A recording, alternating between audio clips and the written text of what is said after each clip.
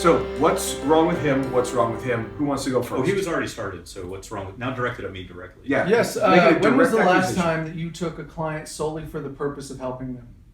No monetary gain. Ooh, what? People do that? Hmm. No. Let me see. Well, to be fair to me, I don't think that anyone's asked me to provide that. I mean, I don't remember anyone asking me this. Can you help me? I can't pay you, but can you help me? I don't think I'd turn that person away. So then let me re-ask, when was the last time you took a client solely for the purpose of making sure that client's life was better? Solely for the purpose Solely, of making no gain whatsoever for you. Yeah, I don't know. You got me. Let me You got me paraphrase. there. Let me read. There's always a give and take. That means an exchange Fair of enough. energy. Follow-up question. When was the last time you took a client primarily for that reason? Okay. Are you going to give me a little bit of an out? Yeah, I here? want to give you an That's out. my chance to save myself. From the dog side. Yeah. All the time, primarily, I'm interested in the client. Is that fair? Yeah. Yeah, I mean, I wouldn't even do what I do if I wasn't interested in clients. I mean, I don't even need to work. I could just manage my money. I could just work with investments or something. I could just buy and sell houses. I mean, there's so many things I could do. Sure. So it's always tilted more toward that because I don't need to do that. There are other ways I could make money. And that math checks out. Yeah, that's fair. Okay, so hit him. Which one? What's the first one? The first one was really like... What's wrong with him? Yeah. Oh, me saying what's wrong Yes. with him. Well, as I mentioned before, you're more likely to become dependent on others financially, where it will cost someone financially. So all the work that you don't want to be paid for, someone who has been paid for their work will have to take that money and give it to you potentially at some point. Whereas for me, it's much, much less likely. I do like the lifestyle you have, very, very much like mine. I mean, I embrace the hippie kind of lifestyle where you get up when you want. Well, you get up 4 a.m. for some unknown, ungodly reason, but that'll be another topic. But I get up when I'm done sleeping because I believe that when, don't take the bread out of the oven until it's baked. So I want my bread baked first, and then I get up. So then I go down to Starbucks, get some coffee, and relax. So a lot of what you talked about, I resonate with. And I've even looked into moving like near water and stuff like that, near the beach, because I like that a lot. Yeah. So there's nothing wrong with your lifestyle the way you have it. It's just that it's almost like you're kind of like shortcutting the system. And I think you probably feel that way too. You're probably like, yeah, darn right I am. Shortcut is an interesting word, but all right. Well, see, yeah, because you're living like a multi-millionaire lifestyle. Living, like you said, you live in a camper and park next to the beach. Essentially, yes. Okay, so someone who's actually worked hard and put in the hard work and charged the money and set up the system for taking the money and built like a mansion on the beach, that took them a lot of work and a lot of money. And you're just like, hey, whatever, I'll just go park there. And I don't own this, but neither does the millionaire. We're all part of the universe. I get it, but it feels to me like, at some point it's going to catch up with you. At some point you'll be kicked off the beach. At some point you'll have to start paying rent somewhere or put in your money, and it's going to need to flow in, I think. Again, we'll check with you in 20 years. Again, though, there's a presupposition in there that I don't put in the work. Okay, well, you do work more than me. And you wake up a whole lot earlier than me. Or Scott, I think, and he's got a... Yeah, you wake up more than I. Sometimes I'm up in the middle of the night, but I go back to bed if I'm up before. Yeah. Not me. No, I enjoy the day too much. I enjoy watching the sunrise. And, if you want to call it a shortcut, I'm actually fine with that, because if somebody's going to push themselves to have to work their ass off, the potential of making $1 million off of somebody else because they've built the beachfront property, as opposed to just seeing the waves to begin with and realizing that none of us really own that land. Hey, yeah, summarized it pretty well. Yeah, you did summarize it pretty well, but... So how about this? You said shortcut the system, right? Mm-hmm. So let's go with that. You respect the system. The system. I can't say it's perfect. I wouldn't say I necessarily like it. I mean, ideally, it could be a lot different. The gold standard's gone. We do have something's coming up soon where we're going to run out of something. Yeah. But so I wouldn't say I like the system, but I respect the system and I work within the system. It's kind of like the Matrix. You you work within the Matrix and it works for you. You're stepping outside and saying, I'm gonna wake up and learn Kung Fu. Oh, so there you go. It could happen. So do you guys feel that there is a threshold between maximizing and milking? Oh, that's a good question. So let's see, what would it look like? So maximizing would be taking advantage of an opportunity in a way that is perhaps mutually beneficial, or at Okay. least not imposing on the other person too much. And milking would be To the detriment of. Yeah, parasitic is how I see it. yeah. So definitely there's a difference. Yeah. Can you even define the difference? The difference is that one is fair and one is not fair. One's more equal and one is extremely out of balance. And yeah, I agree, but it's very meta for specific day to day. Really getting into it when you do your work. Is there a line? Is there ever a line that you go, I'm not going to cross that when you see it in your personal work? Oh yeah, all the time. I mean, there are things that I won't do. And can you They're give us not. an example? Yeah, like recently we started looking into some of the titles that we have, and we started exploring them. And we've had some of these titles for a while, and I realized, wait a minute, some of these things we need to look in and see if there's current research showing that this type of hypnosis works for that. And so even the attorney I spoke to recently said, you don't have to worry about that. That's just, you have no responsibility to say that it's, proven or whatever. But that didn't ring well with me, especially as an academic person. Since I've got my doctorate in education, I want to know, and I think consumers want to know. So we're conducting an ongoing study that we don't have to do, that's costing a lot of money, to look into all this stuff so we can give the consumer the data that we have. Here's what we know about it. Here's what we know, good and bad. Here's everything. Yes. Well, that would be what I call a step in the right direction. But what I'm asking about, is there a line where you won't step in the wrong direction? Yeah. Well, can you name a specific then? Like there are people who ask for hypnosis for breast enhancement. I turned away someone recently. You know what I did? I'll read you. I can't read the email because my phone's over there. Okay, so we have custom recordings for $1,500. You can get a Steve G. Jones custom recording. Somebody wrote in and said they wanted a custom recording so that they would, I think, forget a certain song or something. I wrote back to my assistant. I said, tell this person that I don't think it'll work. There's no refund, but if they want to get it, they can. So I said to clearly tell them that. I don't think it'll work, and there's no refund if I do it because they're paying for my time, but I'll be glad to do it. So I think a less scrupulous person would say, sure, yeah, it'll work, let's do it. Okay. And then they find out there's no refund when it doesn't work. Yes. So I don't want to take someone's money and set them up to be mad at me or to be upset with themselves. So that line I won't cross. I won't take someone's money if I don't think I can provide value. And unless they just absolutely want to, in the face of that, they know that I don't think it'll work, and they know that I don't feel I'm providing value. If they still want to pay me, that's fine. All right. And I'll say, to Steve's credit, because I've looked at a lot of his stuff, there's a couple of hypnotists that I look at, and you're one of them, that a large body of your work is really fundamental hypnosis applied at specific topics, and you do a very good job of staying inside scope of practice, and you are very aware of those limitations in referring out. Yeah. And so you deserve credit for that, for sure, in this conversation. Well, thanks, yeah. I mean, that's fair. I don't know if you've That's looked at fair. it. Yes, that is fair. So I think that's an important thing because where you're going, I think, is the milking parasitic piece, right? Is Yeah. are you asking him this? Are you taking advantage of people? That's a very terse way of saying it, but sure. Are you taking advantage of people? I don't feel that way at all. I mean, look at the recordings we saw. There's a 60-day money-back guarantee. That's something that I would personally purchase. If I had a challenge I was working on, nothing else was working to help it, I see this hypnosis, I can give it a shot for 60 days. If it doesn't work, I'll get my money back. Sometimes that money's only $1, by the way, because we have dollar sales. Yes. And so I don't even see where the possibility is for me to take advantage of someone.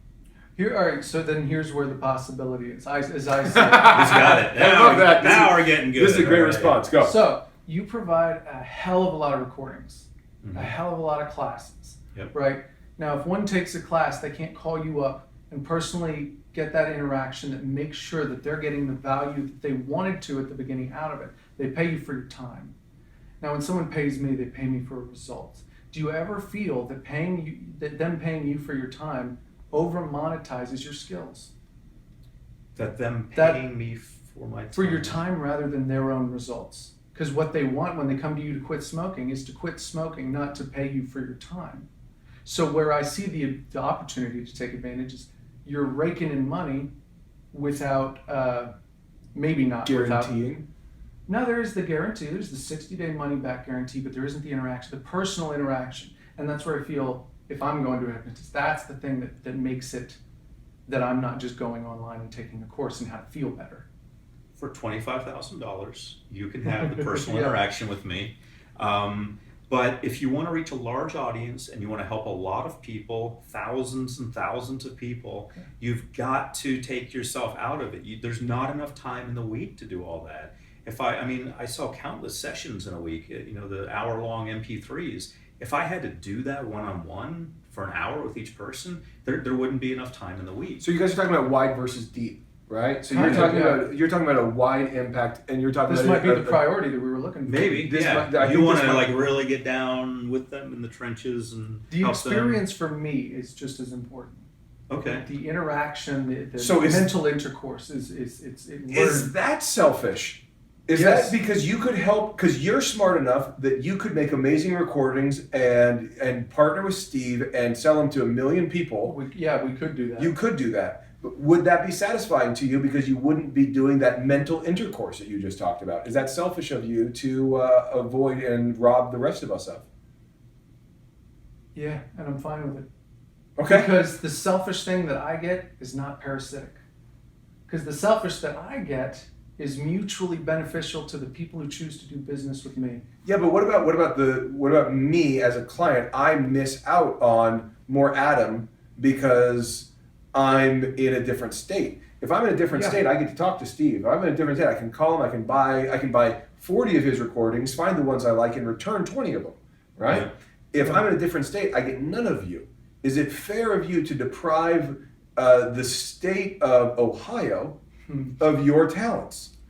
Yeah, because if you're not meeting me, why are you seeking out my talents? Because- if you don't know how good I am and how intelligent I am, why are you seeking me out and trying to waste my Maybe time? somebody told him. Maybe the Scott world told is him. flat. The world is flat, right? Yeah. I mean, are you a sundial in the shade, and he's the only one in the sun? That's good. No. No, why I not? really don't feel like that. Well, first, I'd like you to explain the metaphor a little bit more, just to make sure I'm responding. It Okay. sounded good. It does, doesn't it? Yeah, It's a great metaphor. Sundial Oh in no, the no, shade. I don't It have was to a really explain. good joke. Yes. But You must figure it out yourself. Yeah, right. To It's ascend. content free, so I'm just smart. Yes. No, so a sundial has the possibility to tell everyone around it what time it is. Yeah. And if it's in the shade, it is robbed of that ability.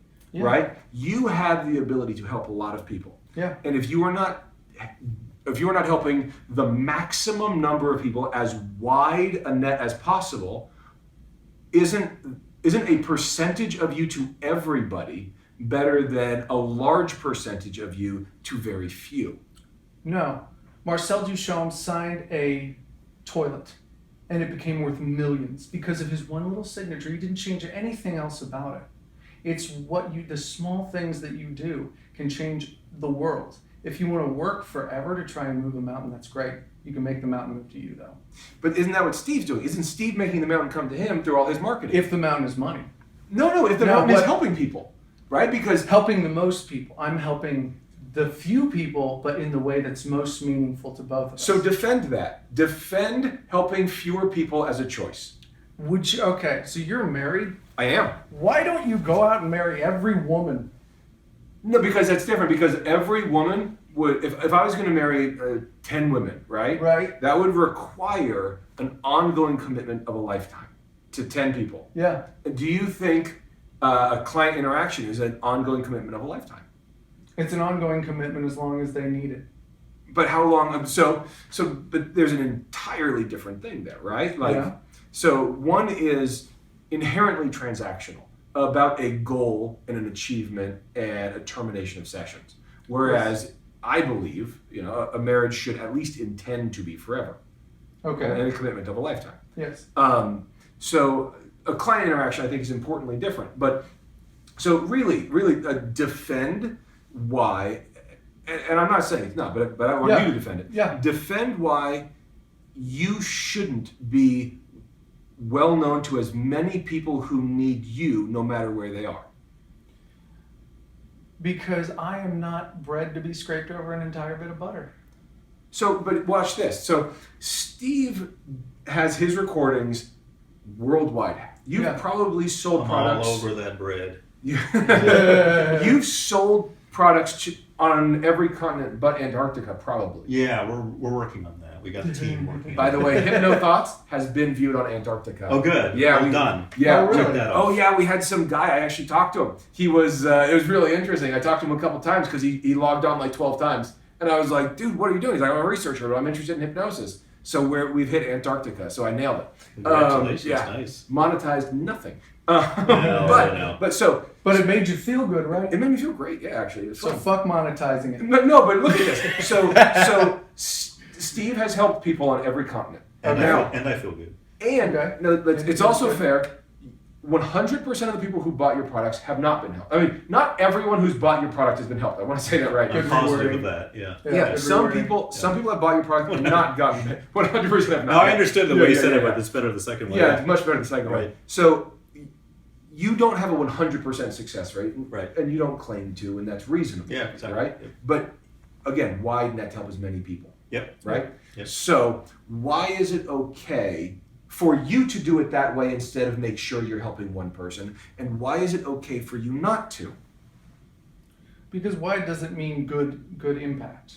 You know, Ken Kesey writes one book, and suddenly everyone's looking at Cuckoo's Nest, looking at all those strange things he's coming up with. You can make a very calculated movement and make it way more effective than a widespread net. Possibly. Possibly. If you work hard at it and you spend all of your energy on it. So why is it okay to be wide net instead of just being a sniper rifle and just hitting one close? Well, Yeah. because you can also be calculated about it, and you can hit a wide audience in a very calculated way, and you can provide benefit. I don't think I'm not saying that the benefit of a hypnosis recording is equal to someone like yourself who's sitting with them and cares and is not going to turn them loose until they get the change or they give up. But I believe that for what it is in the distribution that we have, it's pretty good. And it's also the modern age. I mean, we have the ability to reach out to people, and I think it would be a disservice not to do that. I think that's a very fair point, actually. I mean, it's a very fair model. It's not necessarily the model that everyone has to have, but I think it's really fair to say it's a disservice to not help people that you can. Yeah. I was just kind of following up on what you started. But do you think it's a disservice? It's also a Yes. disservice to help them less than they need. I feel the responsibility to over-deliver and make sure that anyone who comes to me, they're coming to me and they're getting more than they needed out of it. Because I want to be that generative thing that gives as much as possible. You know, not to say you don't give. This is just an answer to what you just said. Average recording price, what do you got for one session? Not a program. Full price average would be like $50 probably, somewhere in there. Okay, and your average price is For a full what? for a full session. For a full session, average price $100 an hour. But that's the price you're asking for, and some people can't afford that, so Yeah. that knocks your average down. Yeah. And So what's the average, taking into account some people can't take that? probably about half. So you We'll say guys, half. So we're the same. so you guys are saying, so you're both doing $50 as your average transaction price for helping a human being For an hour of help. for an hour of help. Per Which again, per hour. Deeper help. His hours are his deeper. hours are deeper and your hours I've are got wider. many more of them. Yeah. Yes. So dollar for dollar, we're the same in completely different ways. Yes. You guys, here's the beauty of this. I love this. Yeah. Your price per unit per hour is the same. Your lifestyle is the same, Yeah. right? Yeah. Your goal is eerily similar, Very similar. and your bank account couldn't be More further different. apart. Similar. Yeah. Exactly. And yet we both paid the same amount for dinner tonight. That's true. That I is always want to give more. But can Steve give more? Not as a percentage, but as a You total. want to help me run a botanical garden?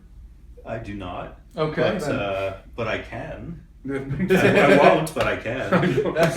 We'll talk about the numbers later.